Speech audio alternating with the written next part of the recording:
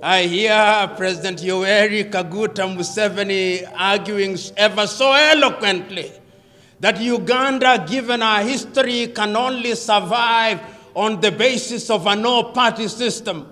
But I hear the West telling him equally eloquently and a little bit more forcefully that we do not agree with you.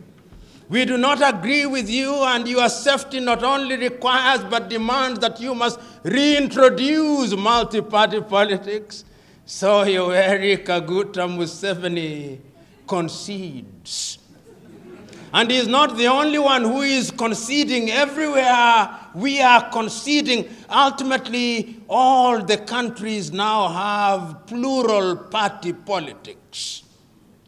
And that is where the commercialization of politics begins. That is where money enters into the political arena. That is where we begin to eliminate ideas from politics, and we now ask ourselves, who is the leader? And now that is the time when people get into political office for the purpose of feathering their nests, because the electoral process becomes an expensive process, and that is where we begin to lose our direction. So as I speak today, one of the greatest qualifications in African politics is the size of your pocket. You know, in 1995, the then Tanzanian former head of state, Mwalimu Kambarage Nyerere, was invited by his party, Chama cha Mapinduzi, to speak about who was to be the leader to succeed his successor, Ali Hassan Mwinyi. He took his audience down memory lane. He reminded his audience that when they led the nation from colonization, the prime motivator was that they would liberate their people. They were servant leaders, he said. Speaking of Tanzania, he said, we met in Arusha and came up with the Arusha Declaration. And in the Arusha Declaration, we said that in order to be a leader, there must be some ideals that govern you. And there must be some taboos which you must never embrace in order to be a true leader. He said that in those days when you joined politics and you had a lot of money, the people would ask, where have you gotten the money from? He reminded his audience that in those days, when you went to the public and you appeared to have more money than you could legitimately explain, the electorate would say, you are a thief, and they would not elect you. But he regretted in 1995 that things had changed and that the major qualification was how much money you had. And the more money you had, the more attractive you are to the electorate. In other words, the cancer of money and the politics of money and money bags reared its ugly head after the advent of multi-party politics. And I want to say that is now comfortably sitting in the bedrooms and in the sitting rooms of our political parties. How can we liberate ourselves from it, and what is it?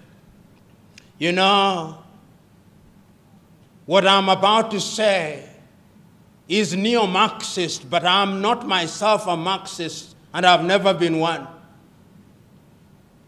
But the Marxists had beautiful slogans, one of which was, the safety of the bourgeois demands that the proletariat be kept in the most profound ignorance. If I step it down into English, it simply means that the safety of the leader demands that the people be kept in poverty. And that is what happens in Africa. In Europe and America, during elections, they go around kissing babies and appearing to be nice. In Africa, they go around distributing rice and maize, appearing to be nice. In other words, the typical African politician impoverishes the people so that they may become attractive to them. And in order to be attractive, you must appear to have money. And this is why those in the political arena in many African countries have an insatiable appetite for things. Primitive accumulation of things is the rule in many African countries. A friend of mine once corrected me when I said that in Africa there is corruption. He said, no, in Africa there is no corruption. Corruption presupposes there is some element of intelligence in theft. What we see in Africa is looting and theft on an industrial scale.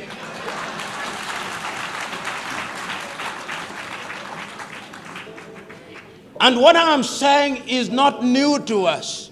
I never knew myself that there is any magic in the ballot box that today, if I'm a pauper upon being elected as a councillor or a member of parliament, suddenly my life changes dramatically. In fact, you younger people are now in the business of betting whether one English football team will beat the other, which I discourage. That is not where the jackpot lies. The jackpot lies in you are being elected a member of parliament in many African countries. If you are elected a member of parliament or a councillor in many African countries, that is your passport to El Dorado, the land of gold. And the reason why that appetite is ever so sharpened, the members of parliament who are here will tell you that when they want to retreat to their rural homes like they will on Friday, they cannot just walk into their rural homes. There will be droves of people waiting for them. And when their cars are seen, they say, behold, the mobile ATM has arrived. Behold. And therefore, when one is appointed into any public office, because of the demands of the electorate, and this relationship between the African member of parliament or the African president and the electorate is a symbiotic relationship. It is symbiotic in a very perverse manner. And I suspect I'm misusing the word symbiotic, but I'll use it or misuse it nevertheless, to the extent that it explains my point. What happens is that it appears that the electorate has allowed the so-called leader, because many of them are misleaders, to remain in their positions of power and to acquire as much as they can on the understanding that periodically their loot will be shared with them. It is some kind of Robin Hoodism of a latter-day kind. And this Robin Hood kind of politics is a little bit different, at least from my understanding. Robin Hood robbed the rich in order to share with the poor. But our latter-day African Robin Hoods are in the business of robbing from the poor in order to give a pittance to the very poor. And this is what we are talking about today when we talk about commercialization. So that if you ask any typical African politician, how much does it cost you to be elected into parliament, they'll tell you it is in the millions. It is in the millions, and the millions they spend is perhaps 10 times more than they'll ever earn through their legitimate salaries. And I ask myself, if your salary in 5 years is going to be 1 billion Ugandan shillings, why should you spend 5 billion Ugandan shillings to get into that office? There must be something that we do not see, but you see, and I know what it is. What it is that getting into the office of the member of parliament, or indeed any other political office in Africa, is a guarantee that things will come. So that in many African countries, the politician is the major tenderpreneur. The politician is the gatekeeper. The politician is the one who receives the guests. He is the tax collector informally, aside from the URA. And in this regard, therefore, we must commercialize politics. We may blame the politicians, but what about the electorate? The electorate also is to be blamed. The electorate has insatiable thirst and hunger for things that they have not worked for. They have been trained and they no longer listen to ideas.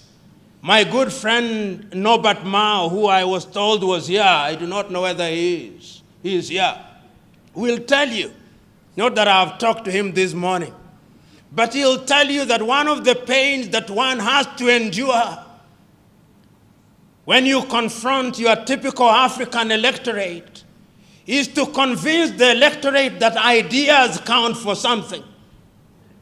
Many times when you address the electorate and you are waxing eloquent, telling them, when I'm elected, I'm going to ensure that we have good health services. We are going to ensure that we have good schools. We are going to ensure that we create opportunities for innovation and invention and create opportunities for young men and women. They are waiting for you to finish. They will tell you, we hear you. We know you are going to do all those beautiful things. But in the intervening period, I must eat. And therefore, no matter how beautiful your ideas are, if you don't carry money on that day, your ideas, like the elephant before them, will never fly.